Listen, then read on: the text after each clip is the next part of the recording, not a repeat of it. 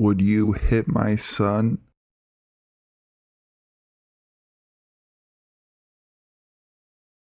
So, this happened a few years ago, and I just recently remembered it. For a little background, I'm a 20-year-old female from Germany.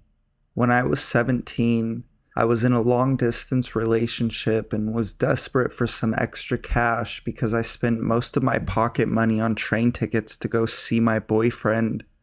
So I put up a babysitting ad on the German equivalent of Craigslist. I soon got a call, not an hour after putting up the ad. I was greeted by the voice of a man. The conversation started off innocently enough, with him telling me he had an 8-year-old and needed someone to watch him after school as both him and his wife were working full-time. I told him sure, I could do that. I expected him to ask me about my experience with kids or something to that effect, but instead he went on to tell me that his son could be a little difficult. I told him that I didn't mind and that I'd find a way to deal with it. Would you hit him if he's being naughty? I was very taken aback by this question. I'm very against violence against children. Even spanking is child abuse in my eyes. I told the man that, and that I'd do my best to find a non-violent way to deal with the problems. But what if he was hitting you? Would you hit back? I replied with a firm no. At this point, I was starting to feel angry, as it dawned on me that it was obviously a common occurrence for this child to be hit.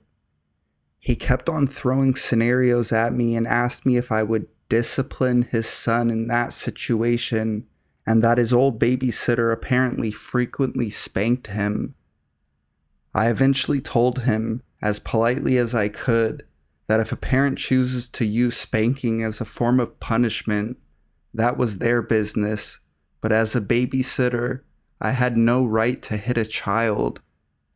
He was silent for a while, then he asked me if I would bathe his son. I honestly don't remember what my exact response was, but it definitely wasn't yes. He went on explaining that his son was supposed to take a bath every Thursday and that he hated taking baths. He wanted to know how I would make him get in the bathtub, and if I would strip him naked. At this point, all the red flags came up. I dodged the question best I could and said something to the effect of, things like that are a parent's job, not a babysitter's, and that the parent should make him take his bath in the evening after work. But he kept pressing, asking things such as if I'd wrestle his son naked into the bath or spank his blank butt if he refused. I just kept saying no until he eventually said he'd call me back. I removed my phone number from the ad immediately and told people to contact me via email instead. I also got a new phone number for reasons unrelated to this unsettling phone call a few weeks after, so I luckily never heard from him again. I just hope his son, should he actually have one, which I honestly kind of doubt, is okay.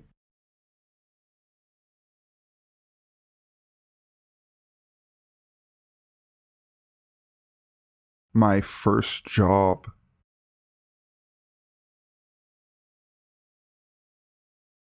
Thank you for taking the time to look at this, and I apologize for my bad writing.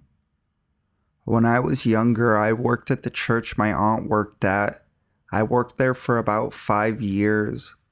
Father M was the priest at the church I was a receptionist at, and I had had issues with him from about 2010 to 2012. The issue started when a new priest was visiting from another parish for a while. Father M, during this time, the church I worked at was in turmoil because we had just lost our resident priest and had yet to get another one. This is why Father M was allowed to stay as long as he did. He came from another country, Kenya, and I had to teach him how to use his laptop. I had to sit in an office chair in front of him, teaching him how to use certain necessary emails and portals so he could do his priestly duties. This is where the problems started. He would ask me to go over things time and time again that I already knew he knew, to spend time with me. He would use that time to tell me about how priests were loved in his country. In reality, it's no more so than in the US, and how he could promise his woman a wonderful life there when he went back. Priests in his religion are not allowed to marry. He would also say things like, "You work so hard, you should rest in my office. I would take good care of you." I was a freshman working a part-time reception job on weeknights. I was not working that hard at all. Such a young and pretty face. He would always play with my hair and say how unusual it is. I have naturally light blonde hair, and where he came from, no one has that.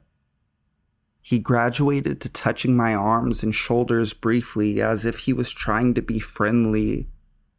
I was freaked out.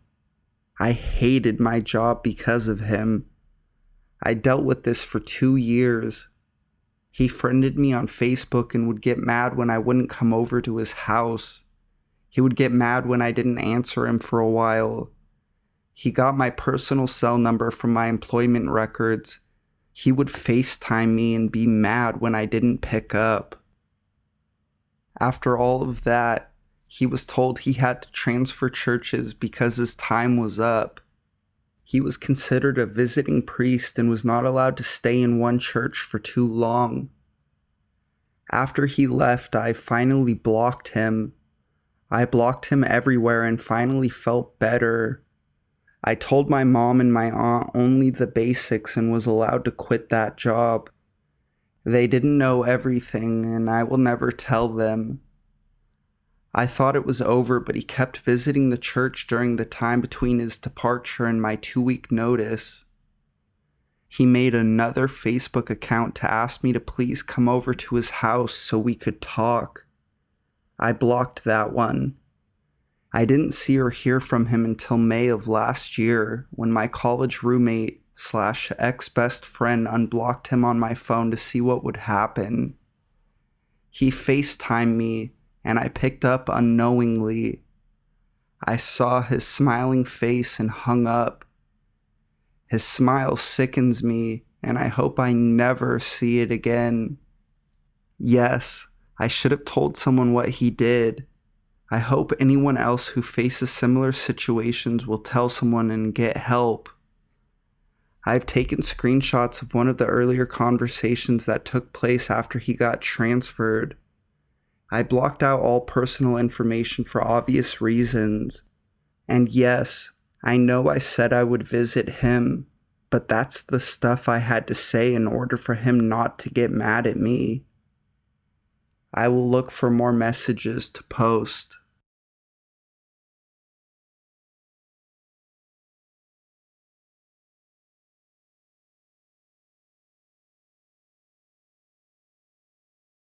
Get ready to die, little kid.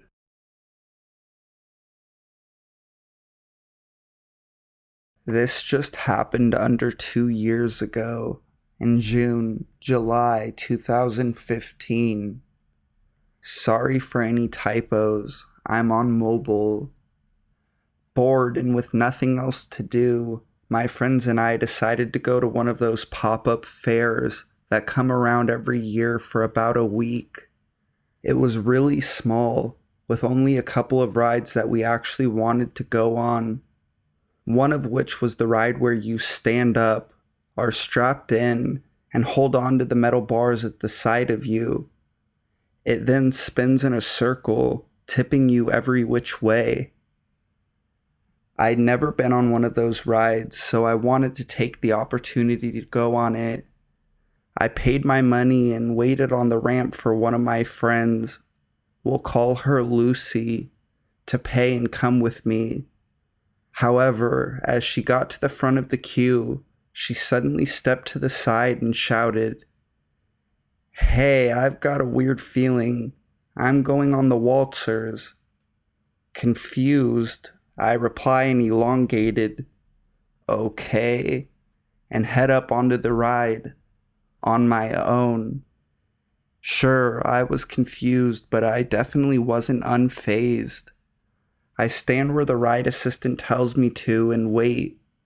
It starts to fill up, and 3 boys, around 6 or 7 years older than me, I was 12 at the time, stand by me. 2 at one side, 1 at the other. Weird, I think, since there are multiple places where they could have stood together. The boys start messing around with their seatbelts. Eventually, one of them manages to take it off. He nudges me. "See that, kiddo? It's off." He proceeds to do a really creepy laugh, like you'd see in the movies. Truly creeped out, I just stand there, not reacting to his gesture, and trying to not think about his intentions. Then he started fiddling with my seatbelt. I lean away from him, idiotically thinking that this would bring the seatbelt out of his reach. Of course, the seatbelt stayed where it was. He looks up at me, smiles, and says, "Ah, ah, ah," as if to say, "Keep still." Again, I don't react and just stand there until I feel my seatbelt sliding against my skin. He'd managed to take it off. In a mad scramble, pulling toggles and pushing fabric against fabric, I lock my seatbelt back in place. It really isn't a strong seatbelt. It could easily break. Thoughts of such nature rushed through my head. I was distracted by the seatbelt remover person. A very snazzy name, I know. You know, there really won't be enough time for putting your seatbelt back on when you're spinning around, possibly falling into the motors. He laughed again. "Get ready to die, little kid." At the same time as saying the last sentence, he began unbuckling my seatbelt once again. I presumed, as most of you reading this will, he was having some sort of weird joke. That was until I stared up at him, his lanky body towering over mine, his vacant eyes staring at my chubby, stocky physique. I help him on his mission to undo the belt. Click. I run to the exit of the ride, intending to reenact the scene of the Olympic hurdles. Of course, it's much harder to hurdle than it looks, so I do the ever classic one leg over, the other one on the other side, and roll off of the gate of the ride. I was free. I caught my friends on the waltzer car and hopped in it with them before it started spinning. It wasn't until I told them what happened when I realized what would have happened if the seatbelt was taken off.